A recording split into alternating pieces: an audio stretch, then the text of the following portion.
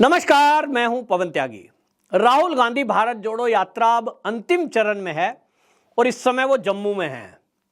वहां उन्होंने फिर से वही पुराना रटा हुआ बयान दिया। उन्होंने वहां अग्निवीर पर सवाल उठाया, बोले साहब अग्निवीर से हमारी सेना कमजोर हो रही है। उन्होंने वहां नोटबंदी पर सवाल उठाया कि साहब नोटबंदी मोदी ने की थी, इससे बहुत लोगों को प्रॉब्लम हुई। उन्होंने वहां किसान और मजदूर की बात करी, लेकिन वहां उन्होंने जो सबसे बड़ी बात कही, उन्होंने कहा कि जम्मू और कश्मीर को पूर्ण राज्य का दर्जा दिलाने के लिए कांग्रेस पूरी ताकत लगाएगी। वाह भाई वाह राहुल गांधी जी, बहुत बढ़िया। आज धारा 370 हट चुकी, 35A हट चुकी, कश्मीर में शांति बहाल हो गई। आज आपको याद आ रहा है कि कश्मीर में भी पूर्ण राज्य का दर्जा दिलाने के लिए आपको कुछ करना है। राहुल गांधी कहते हैं जम्मू कश्मीर में राज्य के दर्जे की बहाली ही सबसे बड़ा मुद्दा नहीं है। J&K राज्य में राज्य का दर्जा बहाल कराने के लिए कांग्रेस अपनी पूरी ताकत का इस्तेमाल करेगी। यह उन्होंने सतवारी जम्मू में बोलते हुए कहा। आगे क्या बोलते हैं, मोदी जी की अग्निवीर योजना सेना को कमजोर करने की योजना है। राहुल गांधी जी, आपका यह बयान कई बार आ गया। मुझे आपसे एक बात पूछनी है। आप कहते हो सेना में जो है 15 साल बाद रिटायर होते थे, अब 4 साल में हो रहे हैं। तो भाई या तो आपका ज्ञान बहुत कम है या बार बार एक झूठ बोलकर लोगों के दिमाग में झूठ परोसने का काम कर रहे हैं। आपने अगर अग्निवीर योजना ठीक से पढ़ी हो तो उसमें पढ़ा होगा कि जितने भी अग्निवीर योजना में बच्चे भर्ती हो रहे हैं, युवा हमारे, उसमें से 25% स्थायी कर दिए जाएंगे। जब उसमें से स्थायी 25% भर्ती कर दिए जाएंगे पक्के, तो वो तो 15 साल की नौकरी करेंगे और जो 4 साल बाद वापस आएंगे उन सबको भी सरकार सरकारी संस्थानों में नौकरी देगी। वो अपना कुछ काम करना चाहें, नौकरी ना करना चाहें, तो उसके लिए एक मुश्त उनको लाखों रुपए की राशि मिलेगी।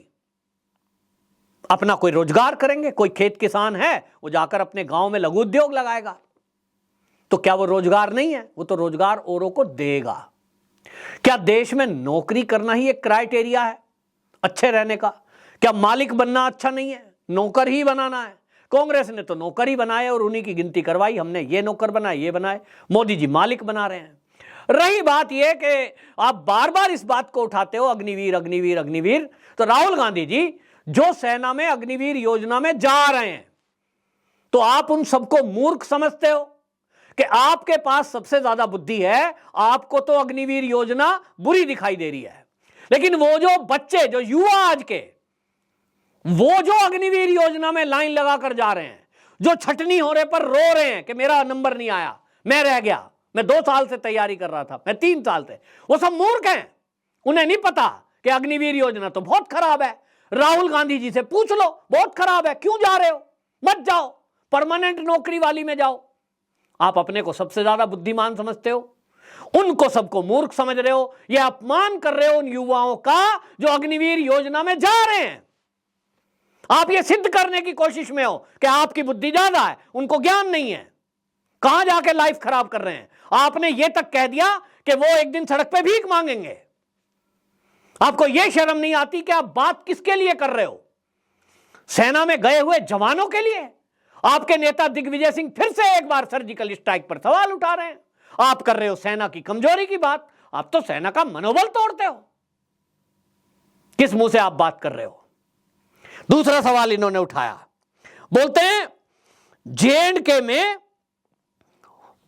बाहर के लोग यहां सत्ता चला रहे हैं, लोगों की आवाज को यहां का प्रशासन सुन नहीं रहा है। वाह भाई राहुल गांधी जी, अभी जो मनोज सिन्हा जी वहां बैठे हैं LG के रूप में, आप उनको कह रहे हो वो बाहरी हैं, बाहरी लोग शासन चला रहे हैं, जबकि वो LG हैं। शासन प्रशासन में जो लोग हैं वो जम्मू कश्मीर के ही हैं। पुलिस में हो, क्लैरिकल में हो, टीचर हो, MCD में हो, सब वही हैं। लेकिन आप कह रहे हो LG को बाहरी, मनोज सिन्हा को। तो आपकी माता जी कहां से आई हैं भाई?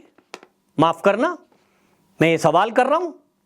इटली की आई हुई एक महिला जो आपकी माताजी हैं, वो भारत में आती हैं विवाह करके, वो अब इस देश की बहू हैं। दूसरी भाषा में, भारतीय संस्कृति की भाषा में कहें तो वो इस देश की बेटी जैसी हैं अब। लेकिन वो आई कहां से हैं? इटली से। वो इटली से यहां आकर भारत में कांग्रेस पार्टी की प्रमुख बन सकती हैं, इनडायरेक्टली सरकार चला सकती हैं। पूरी सरकार उनके इशारे पर चलती थी। लेकिन एक भारत में जन्मा व्यक्ति वो यहां का एलजी नहीं हो सकता। ये कौन सी सोच है भाई राहुल जी? एलजी को बाहर ही बता रहे हो। ये अलगाववाद की नीतियां छोड़ दो राहुल जी। आप ये इस तरह का जहर बोना, ये कांग्रेस का कल्चर है, लेकिन इसको छोड़ दीजिए। बहुत आपने जहर बोलिया, अब ये देश एक होने चला है तो इसको बांटो मत इस तरह से करके। क्षेत्रवाद, आपने मोदी जी के बारे में भी ऐसे ही कहा था। एक गुजरात से चला हुआ आदमी देश में प्रधानमंत्री बन गया। क्यों? गुजरात कोई पाकिस्तान में है? जब ये उत्तर प्रदेश से चुनाव लड़े तो वहां ये विपक्ष यही बात कर रहा था, एक गुजरात का आदमी कहां यूपी में इलेक्शन लड़ रहा है। क्यों भाई? आप कहां से आए? आपका जन्म कहां हुआ? आप तो कह रहे हो मेरा जन्म जम्मू में हुआ, मेरे दादाजी का। तो दादाजी आपके वहां जन्मे, आप कहां चुनाव लड़ रहे हो? कहां केरल में जाके लड़े, पहले यूपी में लड़े। तो इस तरह की बातें ये शोभा नहीं देती।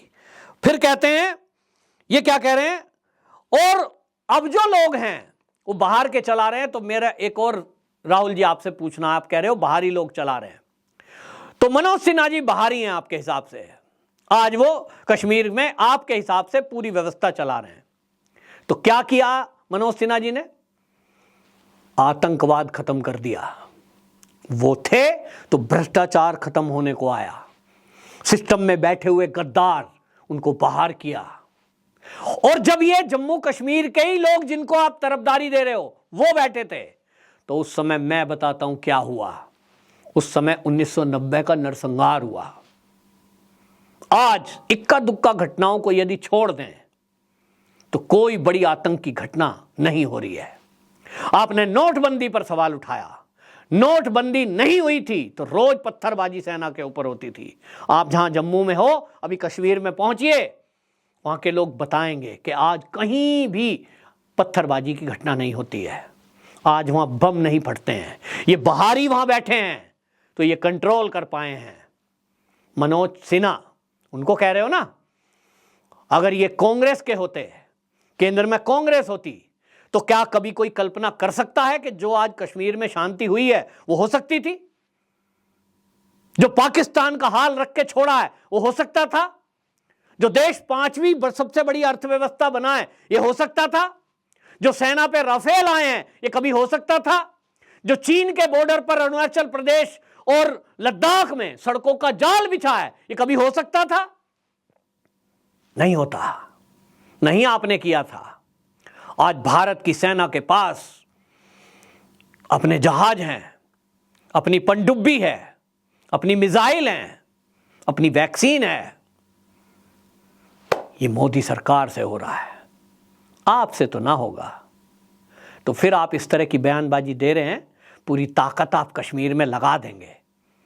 आपने ताकत लगाई तो उसका परिणाम क्या था? अब आप रहने ही दो।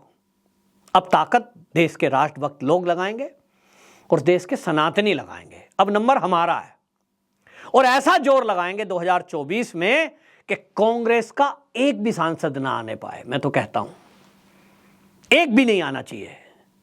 ऐसी पार्टी जिन्होंने देश का बंटवारा कराया, ऐसी पार्टी जिन्होंने हिंदू और सनातनियों को हमेशा दबाया, ऐसी पार्टी जिसने एक विशेष धर्म के लोगों को तुष्टीकरण किया, ऐसी पार्टी जिसने षड्यंत्र किए, भ्रष्टाचार किया, देश के संतों के ऊपर प्रहार किया, देश के सेना के ऊपर प्रहार किया। अभी सर्जिकल स्ट्राइक पर सवाल उठा रहे हैं दिग्विजय, ये जो आज के केंद्रीय मंत्री और हमारे रिटायर्ड जनरल वीके सिंह, उनके ऊपर क्या सवाल उठा दिया था? रूटीन एक्सरसाइज को यह कह दिया था कि सेना का जनरल विद्रोह करने चल रहा है, दिल्ली पे चढ़ाई कर रहे हैं। कितना बड़ा आरोप था ये। तो आपको अच्छा नहीं लग रहा, कश्मीर की शांति आपको अच्छी नहीं लग रही, अब भटकाने का काम कर रहे हो, लेकिन कुछ होना नहीं है। चिंता ना करिए, देश की जनता सब समझ रही है। राहुल गांधी जी, आप भारी बताइए, बिहार के लोगों को भारी बताइए, आप यूपी के लोगों को भारी बताइए, लेकिन आपकी माता जी पर कोई सवाल उठाए तो उसको जेल में डाल दीजिए। चिंता ना करिए, अब आपका ये सब इलाज हो रहा है, जनता समझ रही है। सब राज्यों में सुपड़ा साफ हो रहा है। एक आध जगह बचे हो तो वहां कुछ ना कुछ होगा, किसी के अंदर आत्मा जागेगी, लेकिन ये पक्का है कि 2024 में आप आने नहीं। और जहां जम्मू कश्मीर की आप बात कर रहे हो ना, बाहरी बता देंगे, राज्य का दर्जा दिलवा देंगे, वहां आपका कोई आधार नहीं है। भले ही गुलाम नबी आज़ाद आपसी वापसी कर रहे हों, लेकिन सूपड़ा साफ होना तय है, क्योंकि जिन लोगों ने कश्मीर में देखा है जो हाल आपके केंद्र में सरकार होते हुए और आपके सहयोग से वहाँ राज्यों की सरकार बनते हुए, मैं व्यक्तिगत रूप से जम्मू कश्मीर के लोगों से मिला हूँ। लोगों का कहना है कि पिछली सरकारों ने केंद्र के द्वारा जो पैसा भेजा गया था ना जनता के लिए, जो फंड था, वो सब नेताओं ने विदेशों में जमा कर दिया, जेब में भर लिया। बिजली एक्ट के कारण जो वो बिजली योजना बनाई थी, वो कितनी ज़मीनें कब्जा ली गई हैं, मुश्किल हो रहा है। जनता सब समझती है, लेकिन राहुल गांधी के इस बयानों को लेकर जनता ट्रोल कर रही है। और वहीं लोग पूछ रहे हैं कि ये सेना के जो पूर्व सेना नायक रहे हैं या सेना के कर्मचारी रहे हैं, जो जवान रहे हैं, वो तो अग्निवीर पर कोई सवाल नहीं उठा रहे। जो सेना में भर्ती हो रहे हैं वो कोई सवाल नहीं उठा रहे।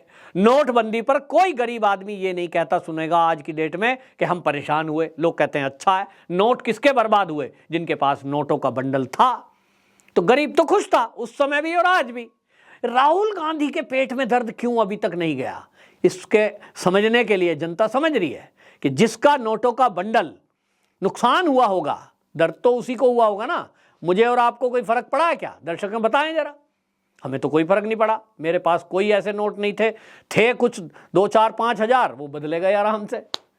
तो आनंद है। लेकिन अब राहुल गांधी जिस तरह का बयान दे रहे हैं, इनकी बौखलाहट नजर में आ रही है, क्योंकि पूरे देश में घूमने के बाद इनको पता लग गया कि कांग्रेसी कार्यकर्ता मुट्ठी भर जो ये साथ लेकर चल रहे हैं और पार्टी के पदाधिकारी, इनके अलावा इनके साथ कोई नहीं है। आपकी क्या राय है? कमेंट बॉक्स में जरूर बताएं। 2024 में क्या राहुल गांधी जो कह रहे हैं वो कर पाएंगे? क्या जम्मू कश्मीर में इनका कोई आधार रह पाएगा? जरूर कमेंट बॉक्स में बताएं। वंदे मातरम।